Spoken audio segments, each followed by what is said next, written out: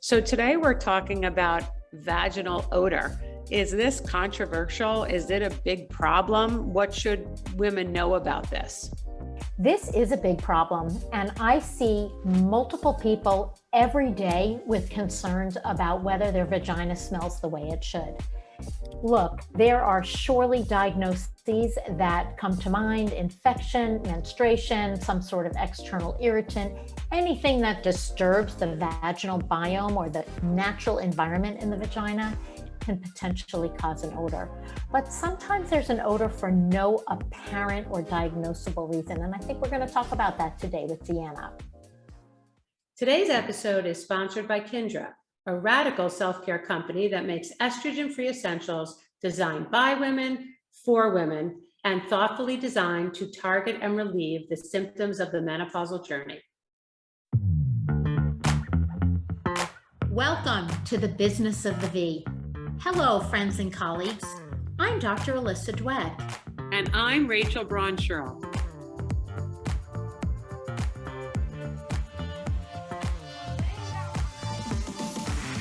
Each week, we bring you the most fascinating investors, inventors, entrepreneurs, academics, and healthcare practitioners who are making things happen in women's sexual and reproductive health.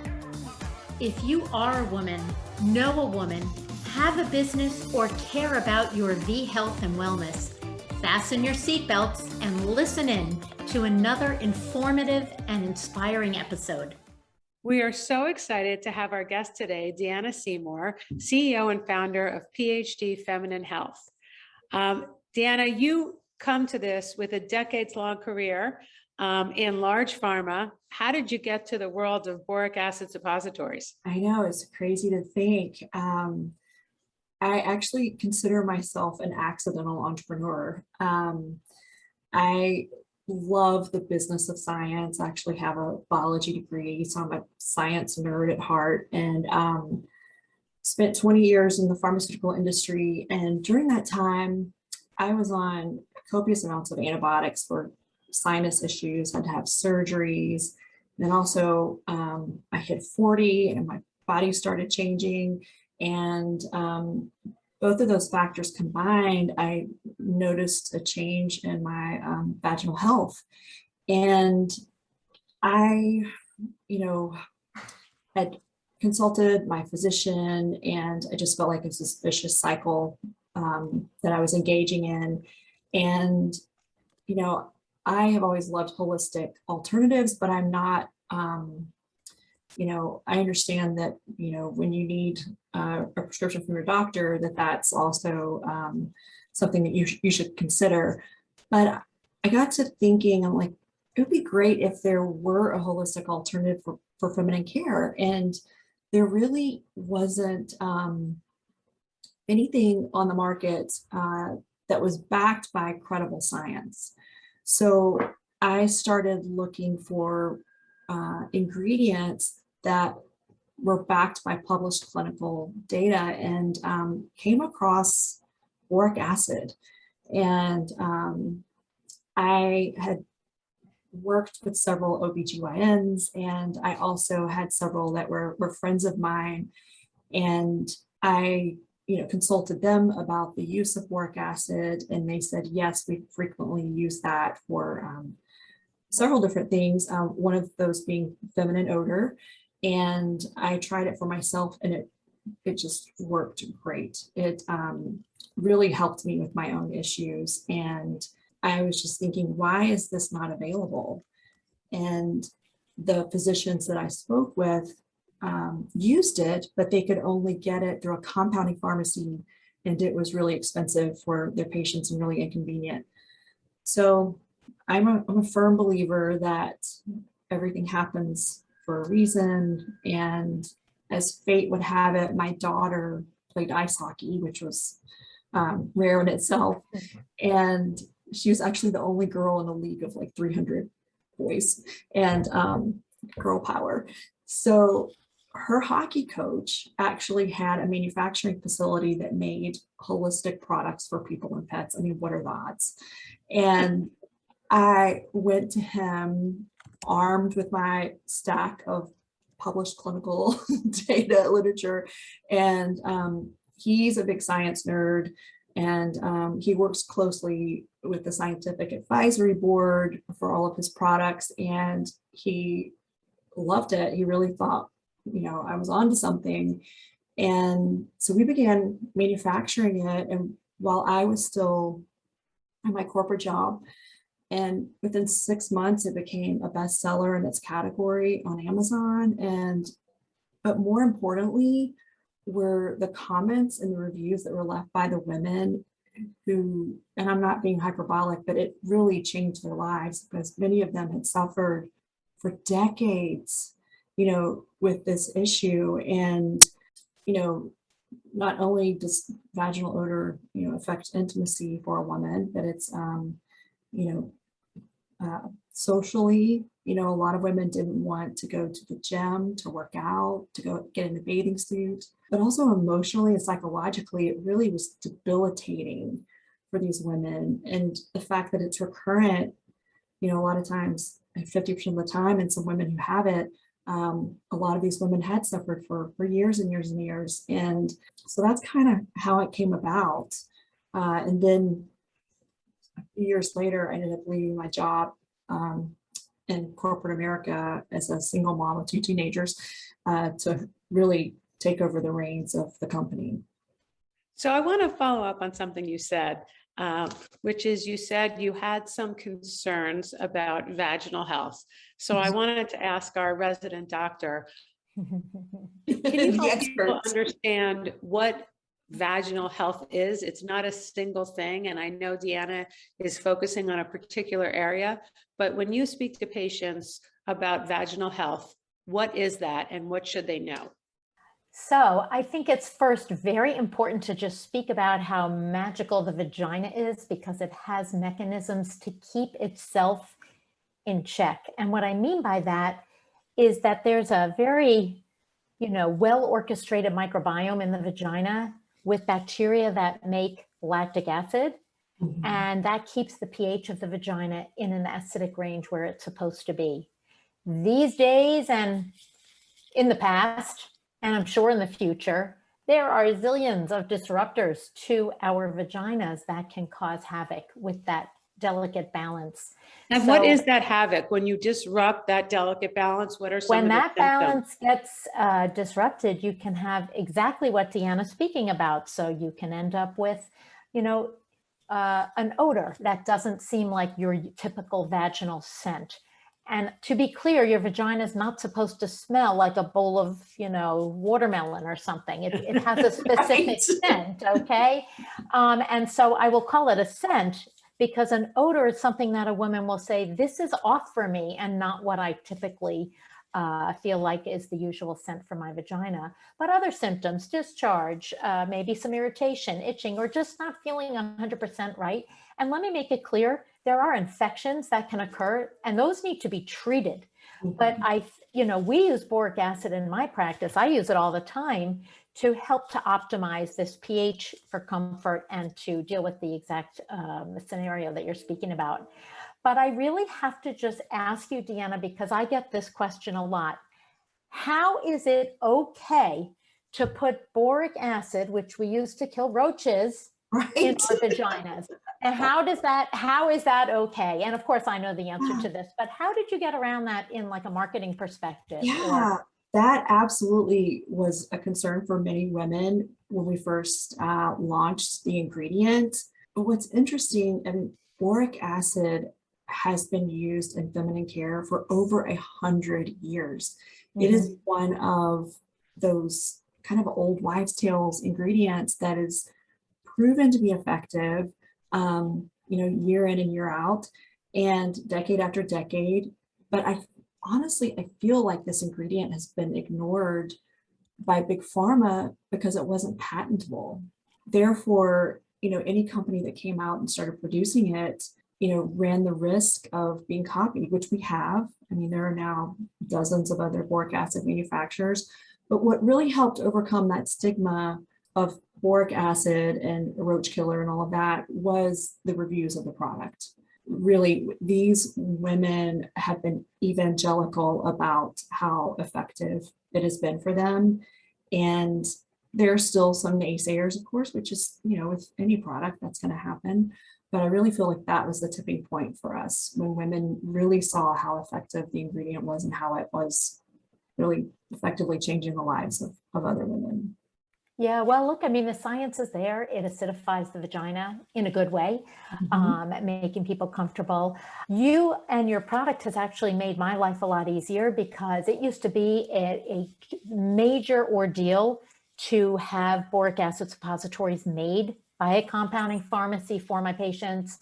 It was expensive. It had to be mailed to them. It wasn't something that they could just go ahead and pick up. So the fact that you have turned this into a very visible over-the-counter product is great. Well, my mission daily for myself and my team is to improve the lives of women. And that warms my heart. It makes me feel like we're living out our vision and our mission by hearing you say that. So thank you. One of the things that's always fascinating to us about is that in many of these categories that are new and growing, people have to take on new behavior. They weren't using a solution and now they have to add it. I'm curious, because this isn't a new concern. In your research, what were women doing? Were they coming up with their own concoctions, or were they just living with the discomfort or the unpleasantness of the odor? Yeah, it's interesting. When I was researching, holistic alternatives or remedies, it was unbelievable the things I came across. And Dr. Dweck, I'm sure you hear this all the time. Garlic, inserting that in your vagina, like things that shouldn't be there. So I feel like women were searching for alternatives, or hydrogen peroxide, or other things. But I feel like women were really grasping at things that were ineffective prior to this ingredient coming out for a holistic alternative. And then Dr. Dweck, I'm sure, can tell the clinical aspect of. Yeah, absolutely. Yes, I feel like I've seen many, many stories, and there's always something new to surprise me. Yes, people put garlic, tea tree oil, yogurt, you name it, ice packs in order to help to alleviate symptoms. Again, I just want to make it very clear that it is always reasonable to check in with your healthcare provider. Absolutely. Either if you use these products and they don't get, and your symptoms don't improve, or if you really truly think you have an infection. That being aside, I did notice, obviously you've expanded your product line, and I mean this with sincere loving kindness, but I have to be true to my field. You have a vaginal rinse with boric acid. I am very conscious of the fact that it's called a rinse, which is great compared to a douche, yes, which we are, really opposed to in the gynecology world. Can you speak to that a little bit? Yeah, absolutely. And we do get a lot of pushback, and I completely understand. I'll tell you how that product came about. The number one question we would get from women and men, you'd be surprised how many men call it to our customer service line, is how long do we have to wait before we can be intimate after inserting a suppository? And the answer is anywhere from 4 to 8 hours, just as long as it's completely dissolved in the vagina to reduce any discomfort for your partner. And we kept hearing from women, can you please make something that works, that would dissolve quicker? And actually the genesis of PhD came in that form when I first tried it out. So when I first developed or was researching boric acid, I didn't have gelatin capsules. So I made the rinse, and it was amazing. And it worked just like the suppository. And it kept the odor away. It really worked to cleanse the odor. So I was like, okay, well, we did field trials on, dozens of women, and it seemed to work as well as the suppository itself. But I completely understand, I would rather people use that and consult their physician if they have concerns about that, absolutely. But it was truly effective for me, and that's how the product came about. And women have experienced success with it too. So that's the I get it. And I get asked those questions about intimacy after insertion of anything in the vagina. So particularly oral genital sex. So certainly you don't want any oral ingestion of boric acid, just to be clear, but I understand now why that would serve such a valuable purpose. Yeah.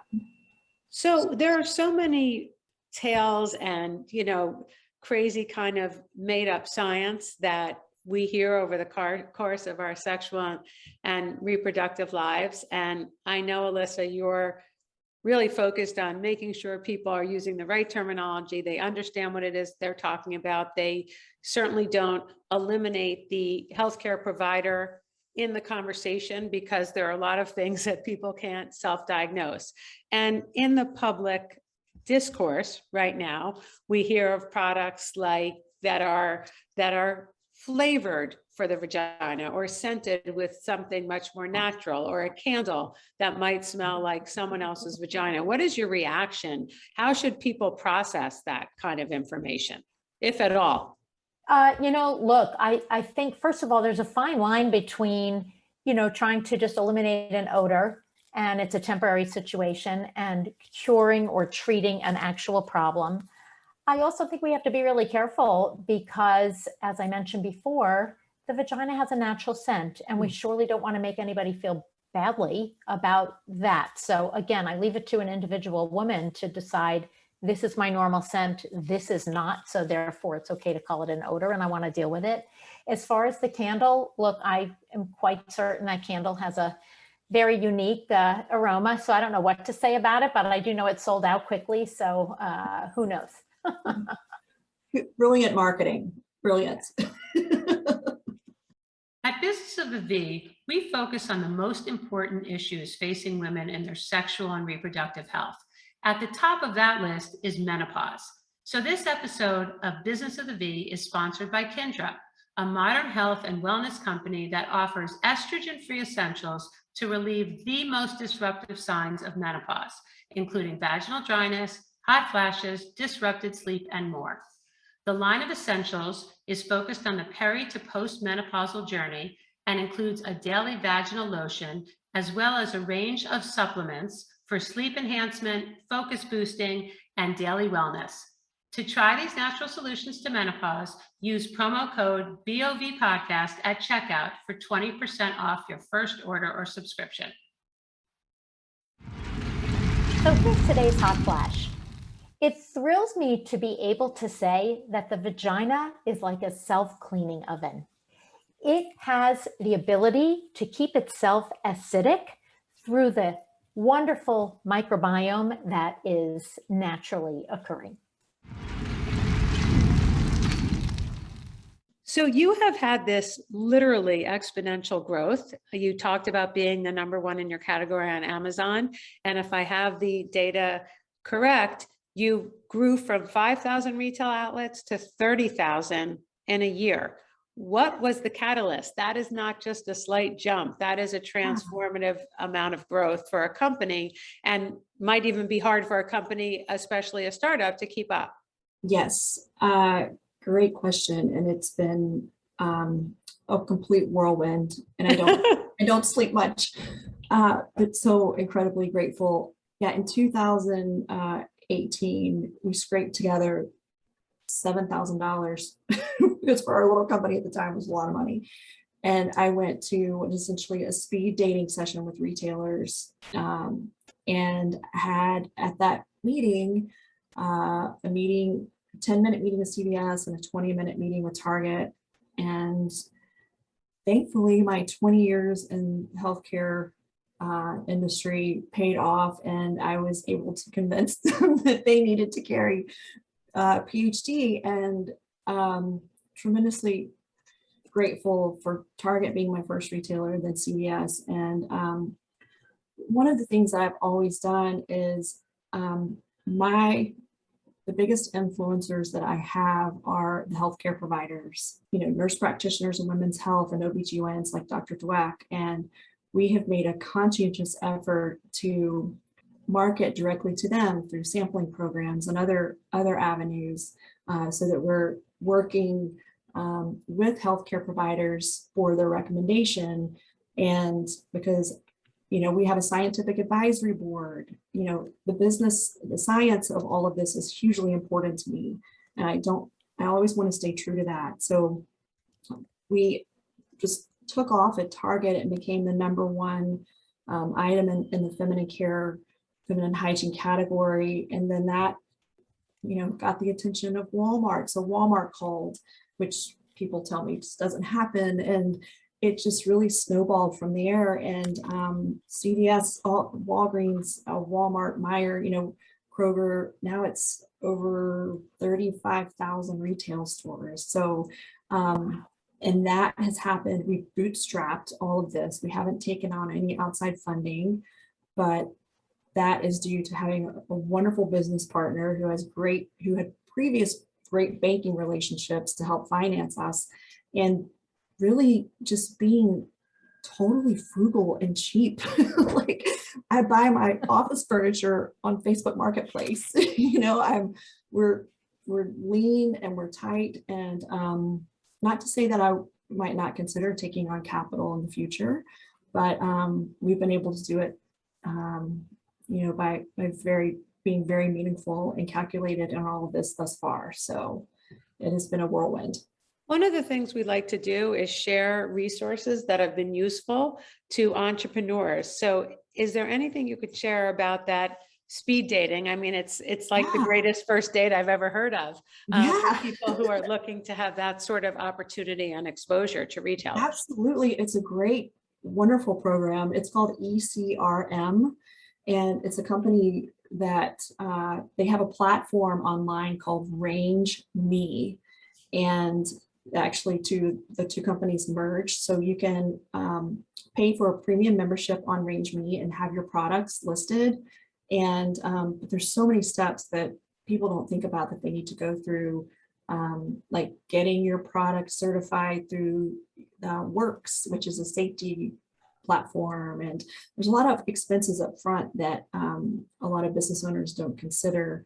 But getting on Range Me and then connecting with ECRM. They're doing a lot of meetings virtually now, which makes it much more affordable and you don't have to travel. But yeah, I highly recommend that. I'm like the poster child for both of those platforms.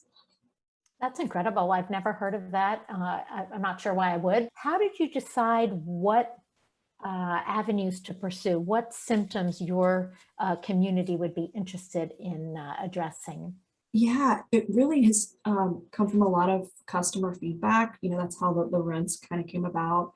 And some proprietary ingredients too that we have patents on with my business partner, that, we're working on the necessary studies on those ingredients so that we can then make the claims associated.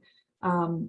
But we don't just want to put up a Me Too product. Like I said, we work closely with our scientific advisory board, we've also hired this amazing pharmaceutical scientist, Dr. Rhea Hayden, who helps us with our product development. So we do a lot of research with our current customers, and also research as to what's performing well at retail, and how can we take what's performing well at retail and make it even better, more holistic and more true to our mission and vision. I also noted that everything is made in the US, which is, always a thrilling thing to know about, just because we all want to understand the integrity of our products and where they're coming from. And what's interesting is that we're vertically integrated. We manufacture all of our own products.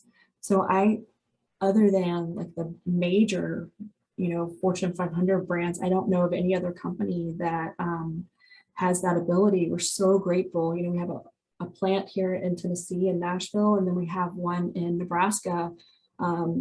And all total, we probably have about 50 employees, and they're the heart and soul of our business. But in that too, that also, Rachel, to your point, is how we've been able to grow so quickly and really control, our expenses and our inventory. So we can make, in small batches rather than having to order 100,000 units at a time. Or 10,000, the number people throw around is a 10,000 minimum order quantity. Yeah, And that is too big for a lot of absolutely. started growing businesses. Yeah. So one of the things that you've talked about a lot is being woman owned. Mhm. How has that informed how you hire people, how you think about the company? I was particularly struck looking at your core values, not struck that you have them, but that the first one was kindness, which is not one that that I often hear as the first word in any company's core values. So what informs that? That's a really different approach. And is it at all connected to being absolutely a woman-owned, woman-started business? I really have goosebumps that you asked me that question, because the way we defined our core values, our leadership team, we went off-site and we took the best qualities of the people in our company and put it on Post-it notes. And then we, looped them all into like words. And so our core values are the best of who we are. They're the best traits and qualities of our employees. And they helped define those core values. But truly, kindness, I mean, my business partner and I are so aligned in that. And it's just how I was raised. You just treat people with kindness.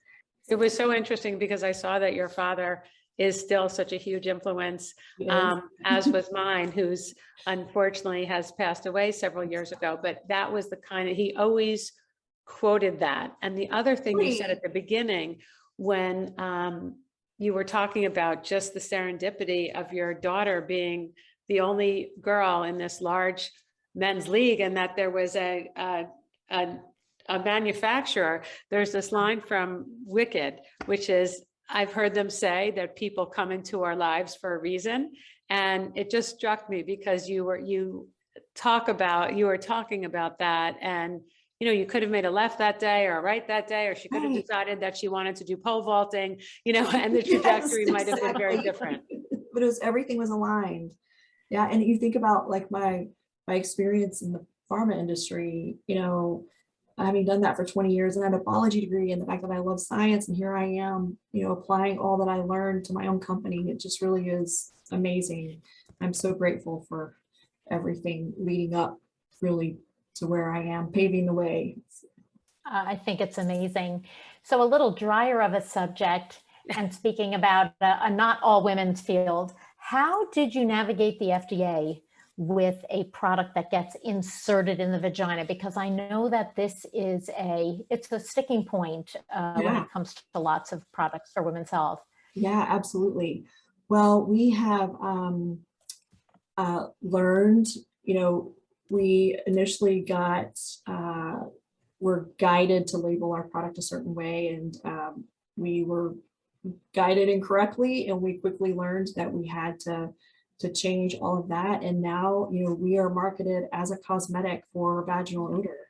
And it's just super imperative for us to stay true to that in, on our website, on our packaging and everything. But we have learned it's so important as a brand to make sure that you have really great advice and a great consultant.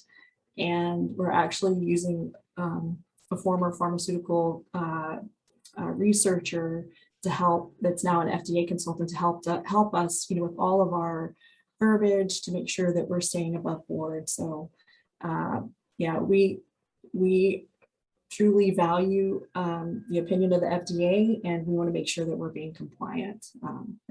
That's great. I wondered how you navigated those mucky waters. So thank you for that explanation. Sure. When you look at your business, you started, I don't know if you started on Amazon or maybe you started on your own site.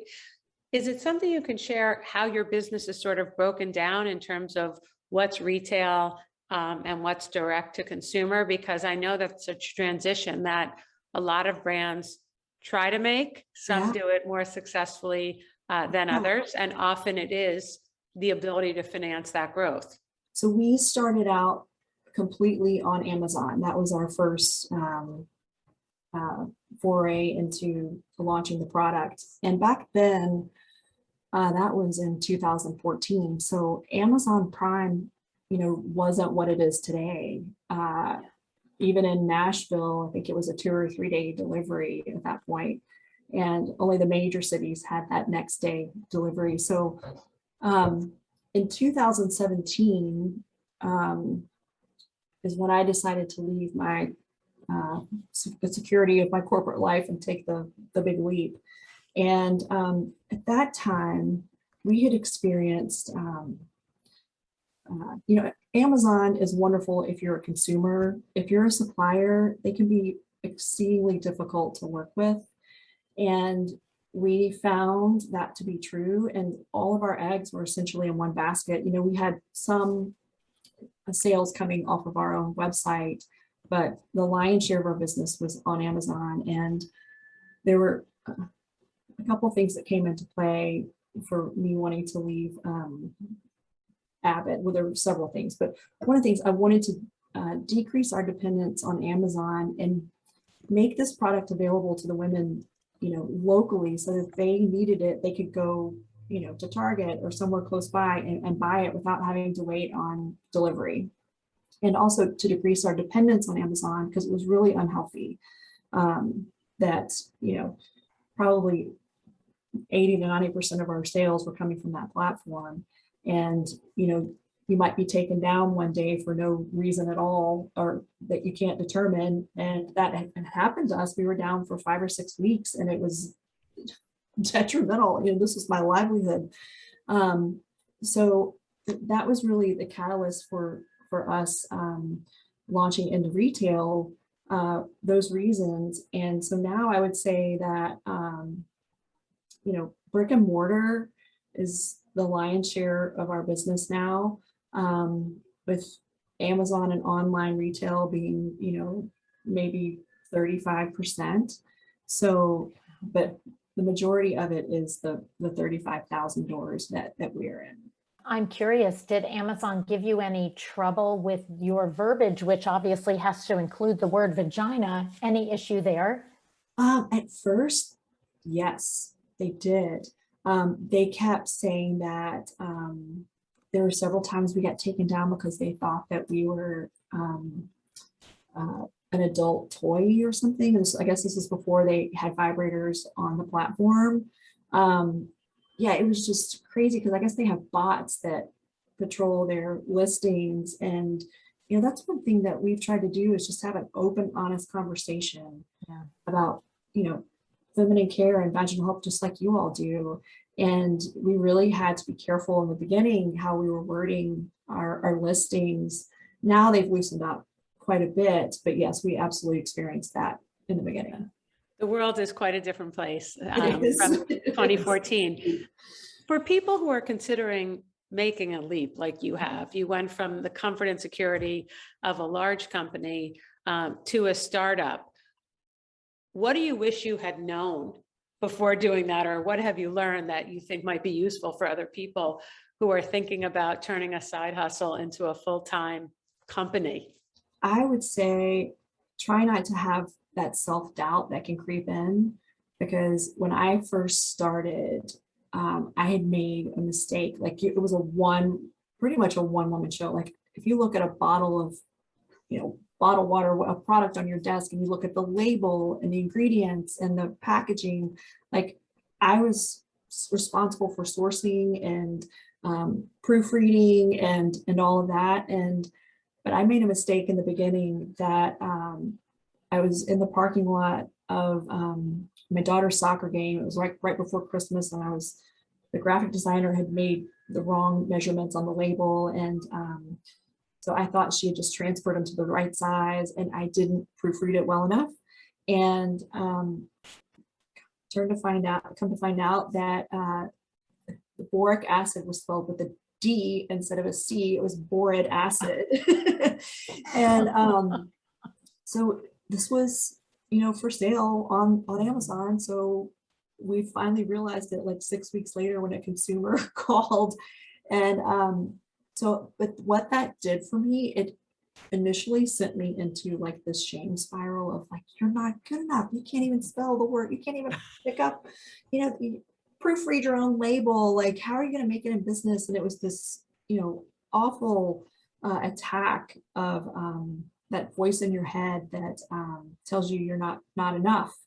And I was on a run, and all of a sudden I had to lay down on the park bench and cry. Like, I finally realized, like, you've got to stop doing this to yourself, that you are enough and you can do this, and stop having those self-limiting thoughts, because anything is possible.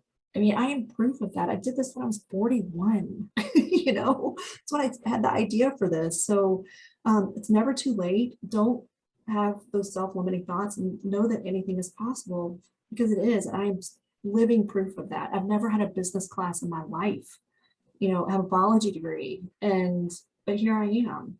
So that's my Wonderful story. That's a great story, and thank you for that. Yes. Anything exciting that you would like to share coming down the pike for PhD? Yes, we do have some new products that are launching at some retailers next year that I can't really speak about right now, but we're definitely expanding our product line, and super excited and really proud of the team, especially Dr. Rhea Hayden, who's this wonderful product development scientist that we have, that she took these two particular products and developed them from the ground up. And so this is a huge feather in her cap too. So fantastic.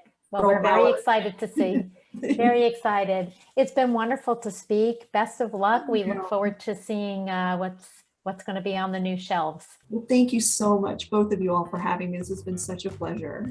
Don't forget, subscribe to our podcast at businessofthev.com for the latest trends and trendsetters in women's health and business.